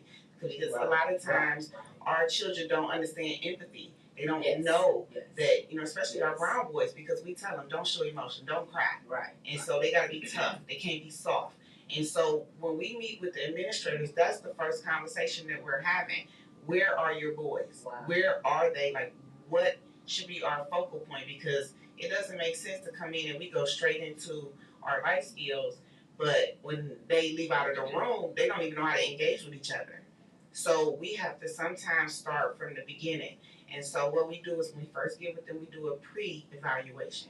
And so we see where they are. So our first couple sessions is no class work. It's more team building exercises, icebreakers, just to see where they are, how they engage, how far back we feel we need to go. And then at the end, they all have to exhibit all skills learned. So we teach dining etiquette, we take them out to eat. You have to use those skills. If we teaching you basic cooking skills, then you got to actually perform. You got to do that.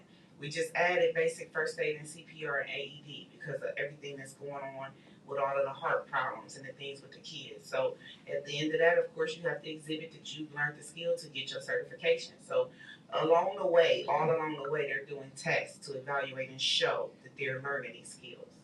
Wow, that is so cool. You know, and one thing is on your website that you have those exercises. You have videos showing the icebreakers, showing the teamwork, showing the young men actually doing these exercises. So then from there, you roll out the program, and what are, first of all, again, the parents, because they have to.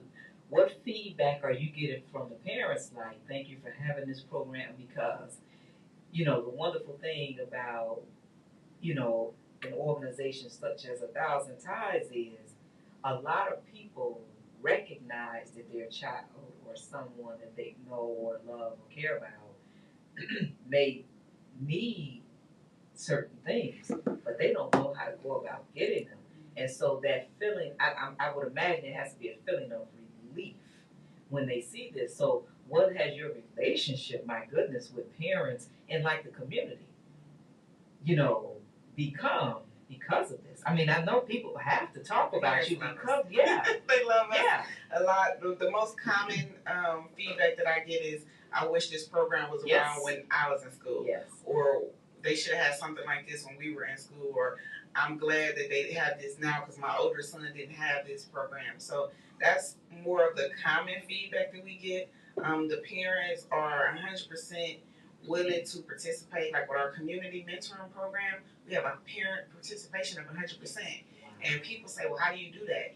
You have to include the parents. Yes. It does not work to teach kids all of these skills, but to send them home to a home and the parent didn't get filled with anything. You have to feel and feed the whole family. Yes. And you have to make sure that you're meeting them where they are. You can't make them feel like they're down here and you're up there. Like, that does not work, because people, they won't listen to you. They won't receive it. You have to make them feel like you see them. I understand it's not your fault that you don't know this. This was not taught. Like, for example, we used to do job applications. And then we would get to the end, and where you have to write your signature, I would tell them, sign your application. And I noticed everybody was printing their name. And I'm like, what are y'all doing? Like, writing in cursive. And so you get all that deer in the headlights, and I'm like, wait a minute, I forgot. They stopped teaching handwriting. Yeah. There's no handwriting in the school. So I said, you know what? All right, we got to go back to the drawing board. So what we did was we went back and included in our curriculum handwriting. So you do handwriting before we get to job applications. And so we give them a whole package, just like we used to get with the little letters with the dots, so that they can practice. And even if it's just learning how to write their own signature, you need to learn that skill. And so with us going all the way back doing it that way, we get a lot of parents like, hey, like, this is something that, we need, and we've been trying to do it at home. But sometimes kids are like, yeah, you don't know nothing. Like, when it's coming from your mom or your dad, they're like, yeah, whatever. But if it's coming from somebody else, it's more received. And so that's kind of what, we get. We have great relationships with the kids. Like, most of the boys call me auntie. So I get a whole, different type of relationship with them. They love when Big Trey comes. Oh my goodness, Big Trey who's sitting over there, everyone, all into his phone and would not be on the show with us. Anyway, Trey, but there are videos of Trey, Big Trey, on 1,000 Ties website. Thank you, Trey, for not coming on. They love. We're gonna get him to get over here and give us some opinions. So. Okay. They love him. I mean, he brings a whole different spin to it with his youth and his knowledge of, not only just terminology, but, video games and the different stuff they're into. But he's a chef, so he does our cooking class. Oh. He's a nationally rated chess player, so he teaches all of our chess programming. So they get that one-on-one interaction with him, and they love Big Trey. Like, he could walk down the hall, and you would think he's the most popular person in the school, because all you hear is Big Trey, Big Trey. It's so funny, but I love that they're able to see, like, I don't go in there in suits. I go in there dressed regular. I done got my shoe game up, so it's a conversation starter. When Miss Smith come in with a new pair of shoes, they be like, wait a minute, I like them J's, I like them ones, so it's a conversation. I ain't got nothing. I can't show no likes. I ain't got no likes or nothing on social media. I ain't got no shoe game. I got some sandals. But but you have to meet them where they are. They have to feel comfortable. And so when I come in and they like, oh, we twinning, we got the same shoes, it's like a whole, different conversation for that day. So I'm not saying everybody run out and get Jordans to connect with the kids, but for me, it worked. It worked. So, well, this is one reason why I created BlackAnthropy radio show, because I do freelance journalism here in Cleveland, and you have editorial guidelines, and for the most part, I get 800 to 1,500 word limit.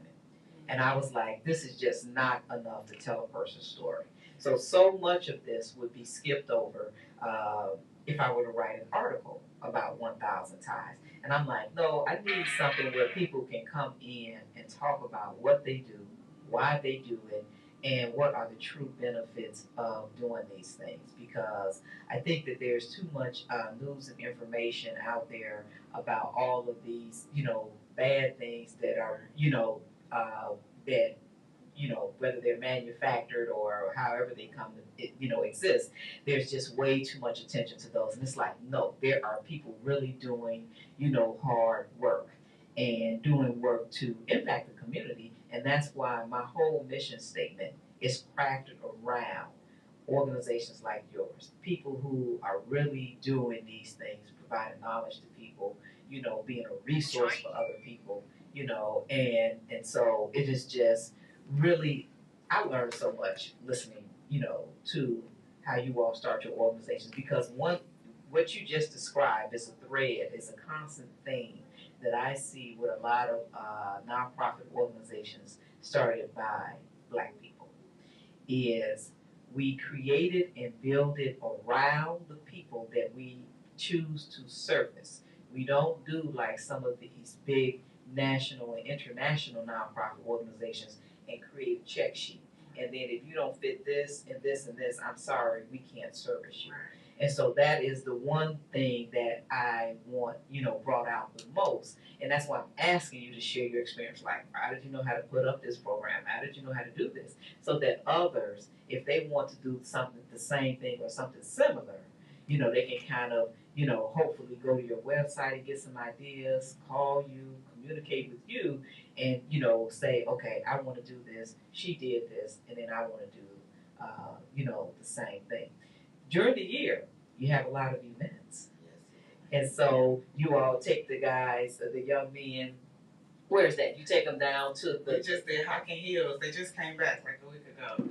3 days of Hocking Hills. And talk about what Hocking Hills is. So it's a campground where they have cottages. And so the main goal of that was to give them an experience away from the city.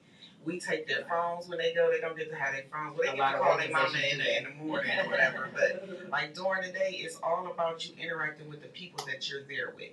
And they are 100% self-sufficient. Nobody's cooking for you. Nobody's cleaning behind you. And so they have Big Trade there, and then we have a couple of other mentors there, and they kind of, guide them or whatever, but they cook their own breakfast. They did barbecue. They did fishing. They had fire pit. They did marshmallows. But then there's a lot of dialogue that's happening. So the group that went this year were mostly 8th graders and 9th graders. So a lot of the conversation was about that big transition. You're transitioning from middle school to high school, interacting with your peers, building new relationships. And so it's an opportunity for them to be self-sufficient, learn some new skills, connect with some new people, but also get some time outside instead of on their phones all day. Okay. One thing I like that you did, you do the leadership awards. I think that that's very important to recognize people for skills that they exhibit, that they have, to give them the confidence to build on that. And then I think it also lets their peers see that, okay, he's a leader. And then it, makes them do a little soul searching about who I am, because I may not be a leader in that sense. And then it gives others, the person almost like a role model. So talk about your leadership awards, and again, how you came up with that and what criteria you established for your awards. So we're big on brotherhood and looking out for your brothers and people being accountable. That was a big theme last school year, accountability, knowing when to step up, when to apologize, when to step into certain roles. And so, with us giving out these awards, we are letting them know we see you. We acknowledge that you have stepped up, you've done something for your brothers, you have done maybe something for an educator in a building, whether it's being an assistant or even something that we might think that we don't want to do, like breaking up a fight or stopping, de-escalating, Right. anything where you are stepping outside of yourself in a position where you didn't really have to. And so we want them to know that we see you and we acknowledge you and we applaud you, and that it does not go unwarranted that you are actually putting forth those skills that you're being taught. And so we make sure that we let them know that, we give them that, and then we do it in front of the group. Yes. So that the group can see, wait a minute, okay, Miss Smith, she be talking about it, but then look, they was doing stuff and they got acknowledged. So now you got other people okay, what can I do to get one? Right. So it's kind of a way to motivate them to kind of step up. And we know everybody's not a leader. Right. But you're not gonna be a follower, you're not gonna be dragged behind. Right. So how do you step up? Maybe it's not as big as what somebody else did, but in your own way, how do you perform? Yeah, I think that's awesome. Recognizing people for their strengths and the different things that they do, especially at a young age. It hopefully helps them continue on that path and builds their confidence that this is what I want to be able to do. Talk about the STEM program with Tri-C. Who came up with that? Why did you come up with that? So STEM is like a big thing. We definitely wanted to make sure our young men were open and aware to all of the things that are around them. Yes. And so I was able to build this relationship with Dr. McCory at Tri-C Metro. And actually it was Dr. Michael Scoop that was before her. And so the relationship just kind of transitioned over. And she was just like, we have robotics program down here. We have all of this stuff at our campus. And the kids can come down and they can see it. And then we can all, teach them some things. And so they're able to build robots. And so the first, we've been going down there maybe 3 years. We take a big group down. One time we took 65 kids down. Wow. And they got to participate and play with the Tri-C robots, because they have robots that compete. And then they also got to have a robotics class with one of their robotics instructors. And then they got to build their own robots that they could take home. Oh, wow. And so now, even outside of what we do at Tri-C for the kids that we can't take down, we get robots and we do them at the buildings. And we just have fraternities come out and they kind of jump in and volunteer so everybody can, get through their car in time. Yeah, I was at Friday. Interesting, you bring up that you have a STEM program. I was at Tri-C West Campus. And they just built an entire new building for the STEM. I was lost, I didn't know where I was at, and I ended up in there, and I was just like, wow, this is unbelievable.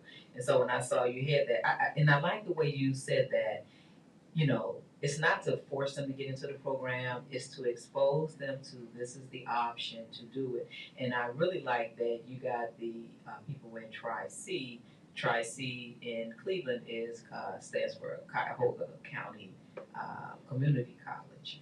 And they have 4 campuses all over Northeast Ohio, and the Metro campus is right outside of downtown Cleveland, Ohio. It's beautiful. It's growing. It is growing unbelievably. And they've been great partners. They let us come down and do a tour. Because what we didn't notice, I don't know why we didn't even think about it in the initial discussions of coming down for STEM, when we were having the introductory where Dr. McCory came in and introduced herself, and people were raising their hand, they didn't even know what Tri-C was. They had never heard of it. So we were like, wait a minute, we're putting the cart before the horse.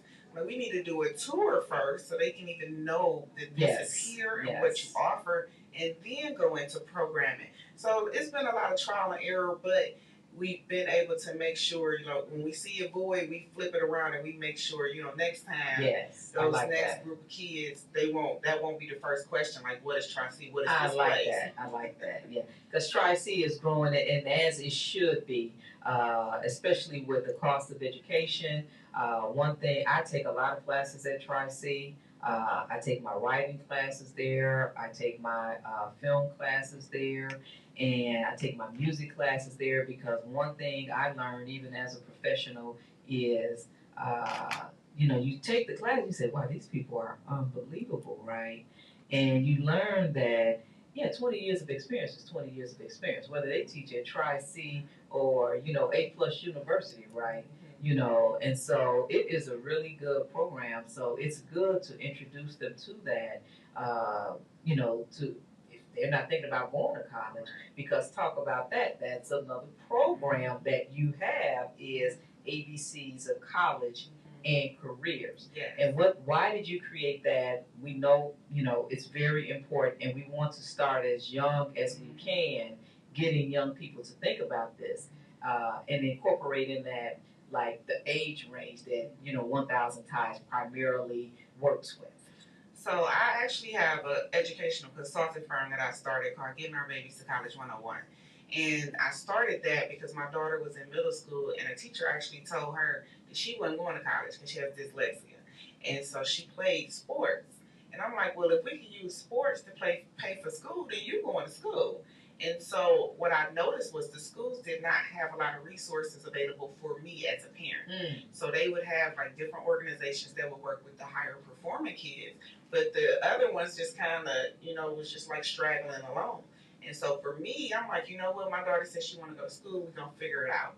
So I started to do this research. We started to do college visits. All of this is in middle school.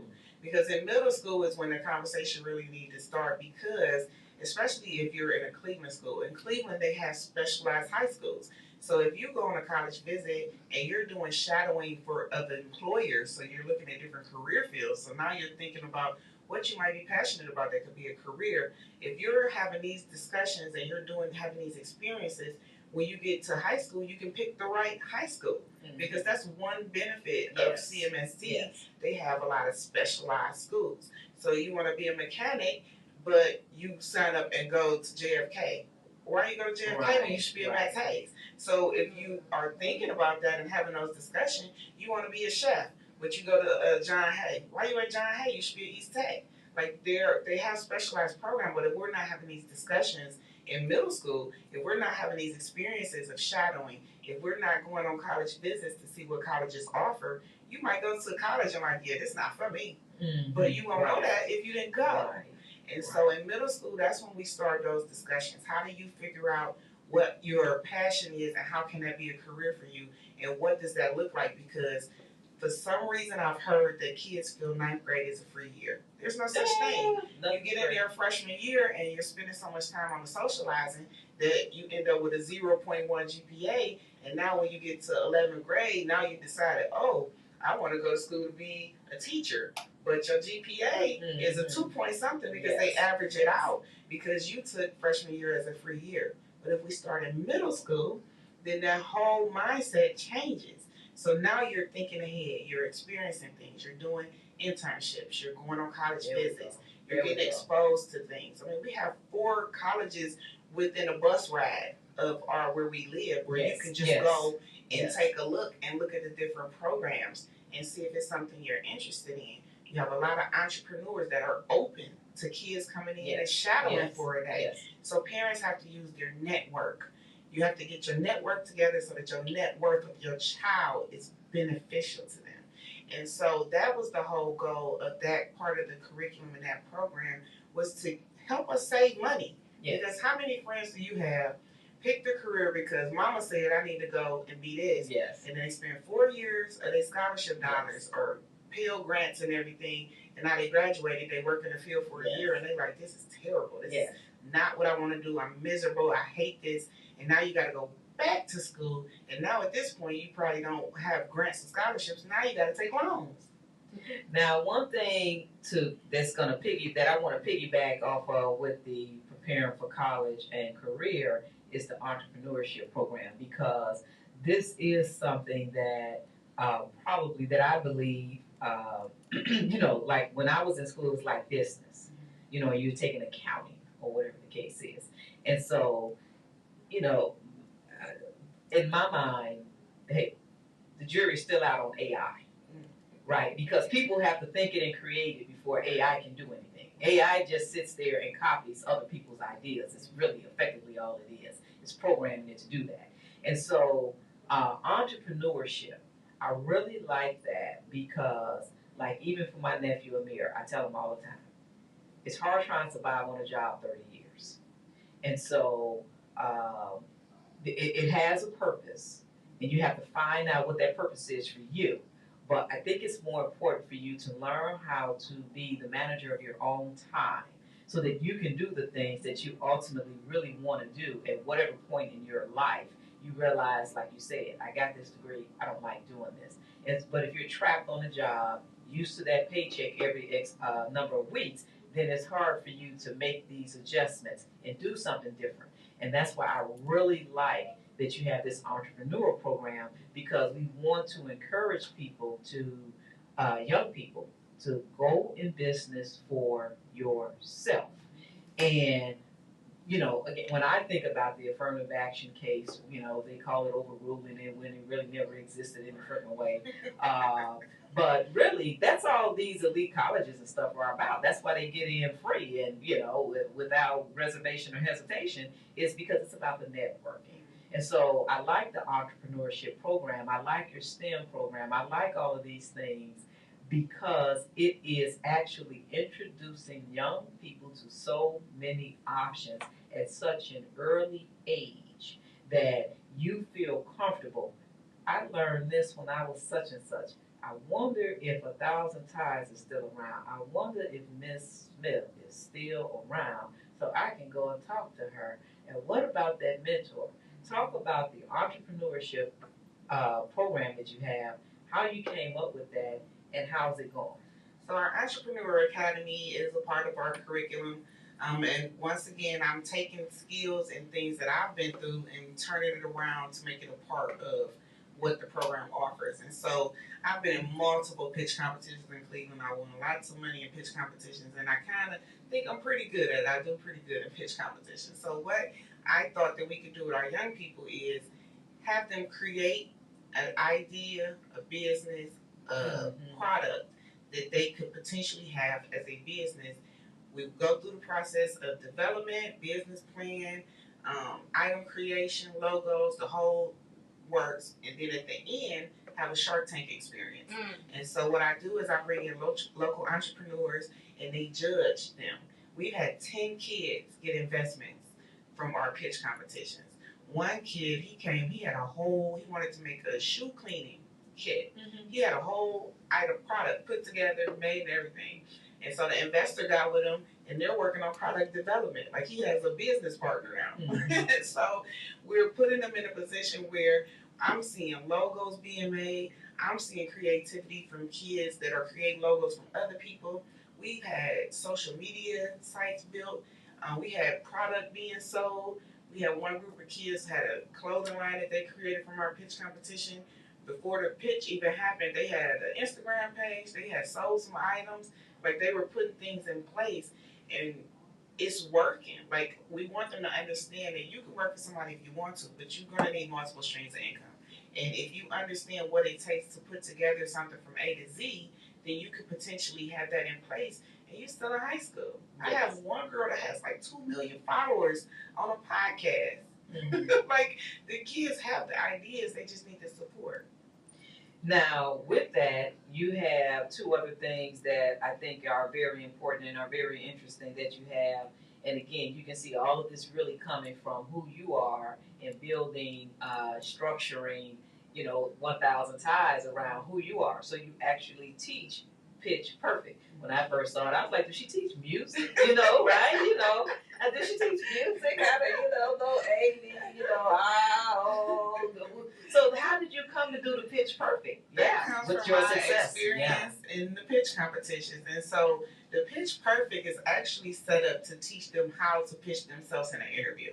So that is more around job interviews, scholarship interviews, college interviews. And then I also do that session with adults. Because what we've seen coming out of the pandemic is a lot of people change careers. Yes. And so they've been out of the interview circle for a long time.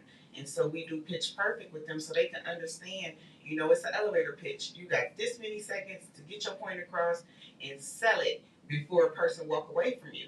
And so a lot of times especially when parents run into somebody that can help their child. They want to tell everything about Johnny, from when Johnny scraped his knee all the way to Johnny's new dog, to Johnny's swimming lesson.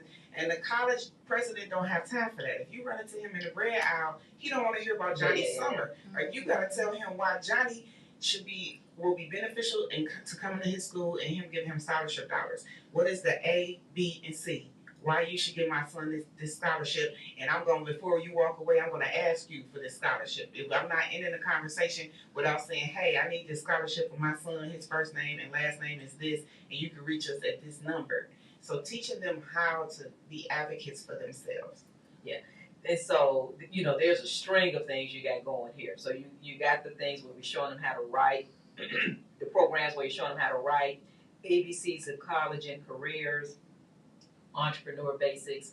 You got incorporated the pitch perfect. You got the option for learn the STEM and the interviewing. Talk about the importance of incorporating and having interviewing and networking. Oh, everybody needs that. Everybody needs to understand how, the proper way to engage with people. And once again, post-pandemic, things are different. You have to be a little bit more cognizant of people and how they're moving and how they're willing to engage with you. Everybody's not open to shaking hands anymore. So what does that look like? How to make the best impression, especially for our young men. Because if you're walking in the door, if you come in with that tie, you're going to get a different response than if you come in and you just have on a polo shirt and some shorts. So how do you come in and you command that room? How do you come in and let them know you're here to take care of business? Now, like for somebody like my son's 6 foot 4.5, 6'5", 200 some odd pounds. So when he walk in the room, it can come off as intimidating. But that's not a good thing unless you know how to use that to your benefit. And so if you take, I'm this big personality, I'm this big presence, but you come in and you have on your tie, you have your pamphlet in your hand, you're ready, and you come in and you stick your hand out to shake their hand and you look them dead in the eye, they're like, wait a minute. Right. Okay, wait a minute. Right. Like, they might know what they're talking about. So you have to command the room. Our young brown boys, they 2 steps behind already. They 2 points down. So we have to give them as much leverage as possible. So teaching them how to engage. I'm big on teaching my kids about how to read the room. Yes. Sometimes when we're in a session, I just stand there and stop talking. And then the other kids will be like, look, Miss Smith, quiet. Miss Smith ain't talking. Like, what's happening? But you need to read the room. Evidently, something going on in here. Y'all need to read the room. And so I'm big with them on that, reading the room and understanding who do you need to talk to. Don't alienate anybody, because the CEO could be the guy sitting off in the corner in the khakis. You don't know that. So you treat everybody equally. You go in, you make those connections. You find out who everybody is. You repeat names when they're talking to you. You say thank you. You greet people. So teaching them how to be the best version of themselves in the room. And you listen to the BlackAnthropy radio show out of Cleveland, Ohio, produced by NoStaticRadio.net. And we shine a black light on organizations that are impacting our individuals, our families, and our communities. And our guest today is Ms. Jawan White, and Jawan Smith. And, it is so interesting. I'm so glad I create this platform, because it forces me to go out and find people like you. Because too much of what we hear is the lazy thinking. These young people don't want to do anything, so I'll help them. And I think that is so, unfair to young people. Yeah, and then the interesting thing is, okay, one, we should be helping them, because last time I checked, they're not gonna stay young forever. Now the sky was orange in New York. All this stuff we got going on. I don't know if that's gonna result in staying young forever. But we have to prepare them, because as the adults, we understand that they're not going to be young forever. And so giving them all of these options, exposing them to it, having them involved in it, and actually, doing these activities. And I think another important thing is the parents. A lot of organizations, that's a big thing that they do, is they get the parents involved. Because if we're going to help this person, we need everybody in the family understanding what this one individual in our family is learning. And so, it is, again, your organization, you You check all of the boxes. Provide knowledge, resources, opportunities, and inspiration because um, it is so needed. It is needed that organizations like yours be brought to the forefront and talked about more rather than just this, over and over the police shooting, the killings, and all this other nonsense. That's gonna happen. It's called human. It's nature. One of my favorite songs in the world is by the Stylistics. People make the world go round. I mean, so we've got to create things and for young people because again, one of my favorite, songs is talk about children are the future, and we can't just give up and say no, they don't want to do anything. They this, and this. You have to give them all of the tools. I have one class that I like to tell people about, and people be like, "Huh?" But we teach sewing. Yes, I saw that. So, yes. Some people that we all used to learn in high school. Like, why are you teaching boys how to sew? And I'm like, it's two part. It's two part. They need to know how to sew, but it's also a stress reliever. When we do chess, I cut on the jazz music. It gives them a chance to focus on something to kind of pull away from real life and what might be happening, and it teaches them a way to kind of deal with things. If this is going on, you know what? Let me go sew something real quick. But help myself calm down. Help me get myself together. Get back on the level field. So it's two parts. So we are always thinking of ways to help them stay out of trouble. One thing I want to make sure I get in here because you keep talking about it and it's easy to skip over is your background. And so, like you say, you have your company getting our babies to college. You're an author, right? Talk about your background and again, what was your journey to learning all of these things? Because you don't successfully implement these programs if you haven't had, to meet the requisite experience to be able to understand. Okay, when consultants, board members, whoever, partners are telling you to do this, or this, if you haven't had that experience to say, this is what I want to do. This is sort of my vision for it. So talk about your background and why you're able to win all these perfect pitch contests. So I've kind of had two chances of career life, I say. So at first, my first career, I worked in radio. Worked in radio for a very long time. I worked under Lynn Tolliver, legend in the city. I worked under here for a very long time. But then I also worked for several record labels doing PR and event planning. And so that was kind of like one of my passions. I loved it, but then I got sick with lupus.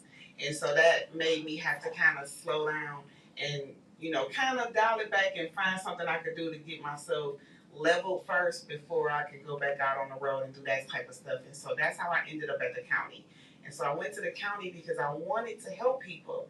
And so I got a job as a caseworker, but because of my alpha personality, they put me in this role of a hearings officer. And so it was my job to defend the agency when they terminated benefits. And so I'm like, the whole reason I went to the county was to help people, but I'm coming in and now I'm the person that's taking people's stuff away. And so it was just like my son would be like, Ma, every day you come home, you angry, like you so upset. I'm like, but you don't understand. I'm sitting across the table from a mother with 6, 7 kids, and I have to tell her, you didn't turn your stuff in, so there's nothing I can do. Like, your benefits is terminated. It's over. And so it just came to a point where it was like, you know what? I started my consulting firm trying to help my daughter, and it was like it started to get so big. I always tell people that my business had legs before it had a body. So I kind of had to catch up because it was, I was getting so much TV. I was getting a lot of radio. It had got to the point Armin Bush sent me an email like, look, I know you work here, but, you on TV too much. Like, what's happening? And so it was like... The county commissioner himself, huh? Wait a minute. Not your direct manager, huh? Wait a minute. And so I said, you know what? It's time.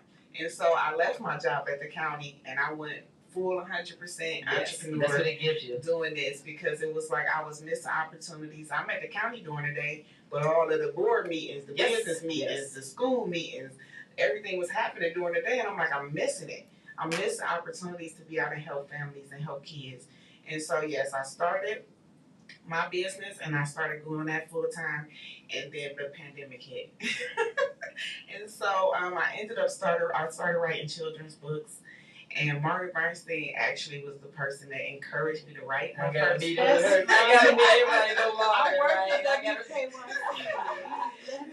meet her with her next week. Amazing. So I interviewed her for the great Black Authors Expo. I interviewed her, and she kind of flipped it on me. And she's like, "Have you ever wrote a book?" And I was like, "I don't write books. Like, I do workshops." And so she's like, "Have you ever journaled?" And so I used to take notes when I would take my son on college visits, and I took notes about when I took my grandson on a college visit. And she was like, "That's a book." And she's like, "I'm gonna edit it for you." And I'm like, Margaret got awards and stuff. I'm like, "You gonna edit my book? Like, little me?" And so she ended up editing the book. It's called Zakari Goes to College. That was my first book. And then they just kind of grew from there. I'm currently about to release my 6th title. And so it's just like, it's been therapeutic. It's been fun. I love my books. They all feature characters of color. And each book in the back is some sort of resource. So my books are family books. They're not just children's books. Okay. Wow, that's an unbelievable background. I mean, that's like, perfect world type, stuff, right? That it, when things happen to me, I work on patience a lot. But when I'm going through things like I am now, I'm always trying to get that balance, because I'm like, I want to get to the other side to see what I'm supposed to learn from this. And I want this thing to be behind me, because whatever this is on the other side for me, I'm sure that's what I want to be doing and should be doing. Like you're saying, when the county commissioner, who gets a freaking call from the person at the top? I mean, you don't get that. One thing I want you to get into for me is, I love the way you have created and established these partnerships. And again, that's a part of having a strong board, knowing your vision, having a really strong vision that that you can commit to, because you have that passion and energy and fire for it. It's another thing to be able to surround yourself with the appropriate board members. Like, it's a young lady that I want her to come on the show, and she was like, "I can't do this, this, and this." And I said, "Okay, so you have to find people that specialize in what that mission is that you have there, and get them on your board, right?" And then the other thing is, you have to be able to establish the partnerships that go with all of those other parts, because the board members are not full-time staff, and so they're not going to be there. And so you need to be able to have these things so that you learn from them and they take the lead on doing certain things. And so these partnerships are very important. Talk about how you went out, aside from the frat brothers, the frat guys. Talk about how you went out and identified who you want to start a partnership with, and or whenever you had that, initial interaction, how you were able to hold on to that relationship and make it a partnership that, helps the organization sustain. So I have to start by saying Al Grimes with the Fatherhood Initiative. When I first had the idea, I actually told him the idea. We were in a group. Who is Al Grimes, please? Oh, he is the director of the Cuyahoga County Fatherhood Initiative. I call it, that's Uncle Al. When I first had the idea, I was in a room full of men. It was a father's meeting. And I was saying the idea, hoping that one of the men was like, "Okay, well, we could do this idea." And a year later, I was like, "What happened to the idea?" And I'm like, "Nobody did it." And he's like, "Well, if you do it, I got your back. I'm going to support you 100%. And every year, Al shows up and shows out, no problem. So he's probably one of my biggest supporters. The Cleveland Back Elite Golfers, Tri-C, of course, the Cleveland Recruitment Department, so police, fire, and EMS, they have had my back. The State Troopers, Cope Network, Cleveland Food Bank. I love them to pieces. We do family drive-through resource events. We started during the pandemic because we couldn't do our event. So now we're doing those all over the city, but the food bank shows up and shows out every time. We have Making a Difference Consulting with Angela Flowers, who is amazing.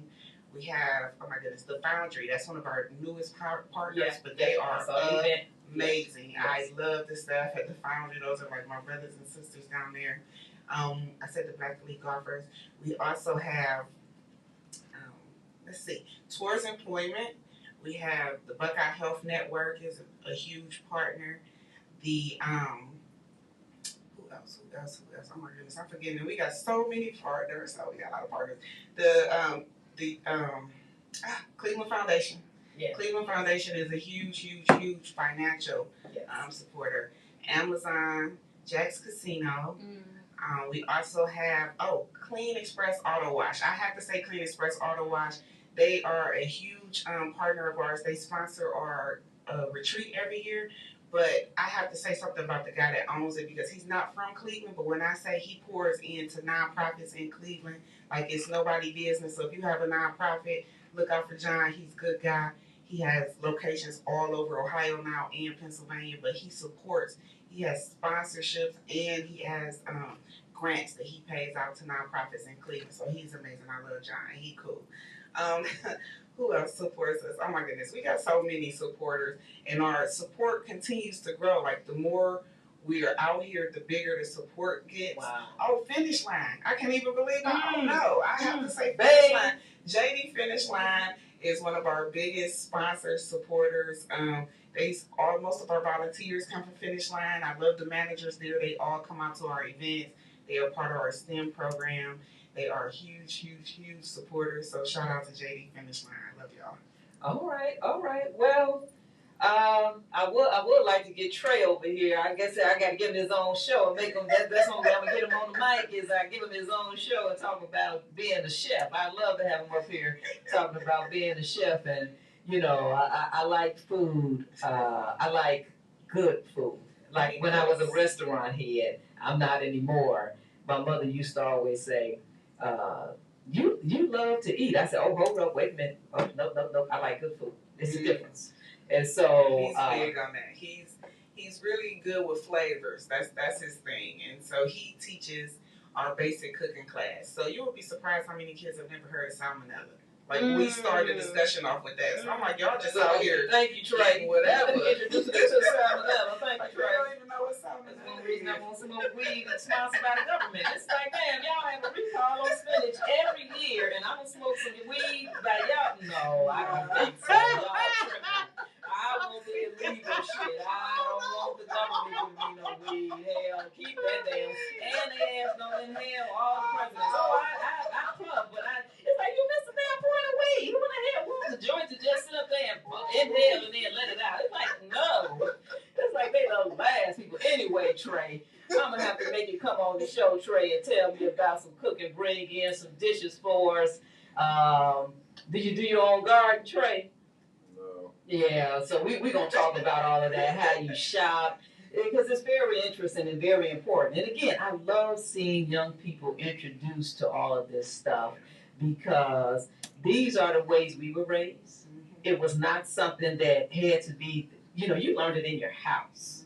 And then the thing, like I said, I like about the organizations, especially 1,000 Ties, having these kids, so it's more than just one person doing it. You're not taking one person out of the community, and just having them do it. So we have that community, and they will have these relationships that will last their lifetime. And that's something that we need to get our kids back to. So again, to me, when people say the young people now they don't want to do this, the people like Trey, the young people that are in your program, the young people are in all of the programs for all of the young ladies and all of the men that I have on this program, they're going to be the ones who are going to be lifted up, the young people then, that are not, doing what everyone in a perfect world would want them to do. All I know is they're not going to be young forever. Mm-hmm. That is all I know. Yeah. And then I like the way you do the videos to show, the actual engagement and activities and the programs that you're showing, the mentors actually mentoring the young people, and it looks so genuine too. It doesn't look like, well, we're doing this because we the police and we getting a bad rap. I mean, the guys that you have on there, even when you have the young when you took them out, the young people out for the retreat with the airplane, he looked like, come on, y'all, look and see. That's Clean Express Auto Wash CEO. Yeah. He let our boys come down and see his jet. Yeah. He took them out for lunch. And the whole main point I wanted them to get out of it, yeah, it's cool, he got a plane, but just think, this man is not from here. He's not from none of our hoods, but he is pouring into our youth. It took him nothing to say, hey, bring the boys out. I want them to see some stuff. And that's networking. Build that relationship. Shake his hand. Get his contact information. That he offers great jobs. Like those are the type of connections I want our young people to see. Like there are people that care. There are. Yes, yes. And they have to see that. They have to experience it so that they have that with them forever. And what percent of them end up going on doing the same thing for others? You know, and so, you know, that's the big thing that I like about, you know, the platform is just meeting the people who are actually doing the work. I'm not doing anything but what I do best. Run my damn mouth. That's all. But I'm doing that too, but I'm doing it in front of the kids. Yeah, and I'm letting them know, like, look, you know, y'all look up to Big Trey. This is how Big Trey got here. This is what I taught him, and some extra stuff. And then our boys come back. I have one young man that was a part of my program. I gave him a scholarship when we first started. He's a professional model. Like you can go see him on Times Square. And so now he's a board member. That's what I'm saying. He's a board member and a mentor. That's what I'm saying. They're not going to be young forever. Giving them this exposure makes them come back and do reciprocate what was done for them. So I want to thank you so much for coming on BlackAnthropy and being a guest. You have, oh my goodness, you're talking about someone that fills up my 4 boxes of providing knowledge, resources, opportunities for so many young people, and an inspiration for all of us. The last thing I'd like for you to do is tell us where we can find 1000 Ties. So our website, of course, 1000ties.net, our Instagram, 1000.ties, and then our Facebook page, 1000 Ties. We are available on all of those platforms, and we are always looking for male mentors. And if you want to donate ties, you can do it at any Cleveland Public Library. All right. And if I called you Juwan White, please forgive me. I think I used White for my guest last. As long as you get my first name correct, because I get called all kind of Joanne. And I'm so thrown off with your name because I'm thinking of Juwan Howard that played in the NBA. And that's usually I have to tell people so they can get it right. Like Juwan Howard. And he's from Chicago. He went to school with my cousin, and so I'm like, please get her name right because I am so thinking of Juwan. I want to get you all in the Mookie and all this other stuff that is nickname. But hey, that's it for BlackAnthropy. Thank you so much, NoStaticRadio.net, for having us, giving us this platform to shine a black light on all these people and nonprofit organizations out here doing all of this great work for the community. I'll see you all in a couple of weeks with a new show. Until then, you can find BlackAnthropy videos at blackanthropy.com. That's BlackAnthropy.com. BlackAnthropy is all one word. Thank you so much.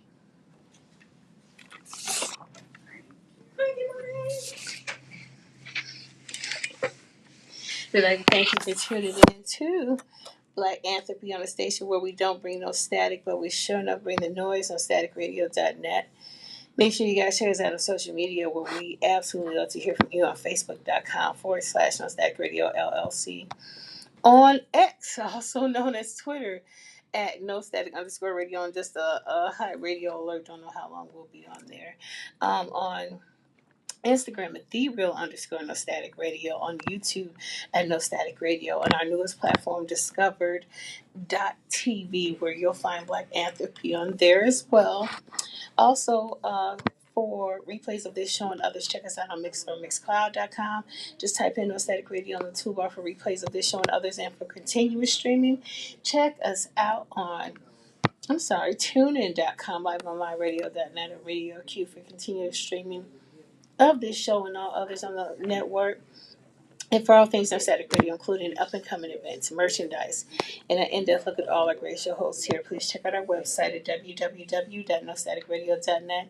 Thank you guys so much for tuning in, and stay tuned in the 2 o'clock hour. Coming up, we got Hustle and Wax Flow here on your voice of the revolution, nostaticradio.net, powered by Google, partner with Colors, and sponsored by Lamont Avenue Wines and Cleveland Rugby League, and designed me exclusively. Don't go nowhere. We'll be right back.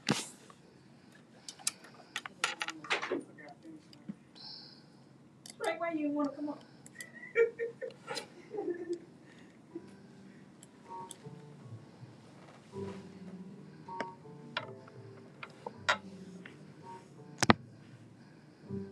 My Bye.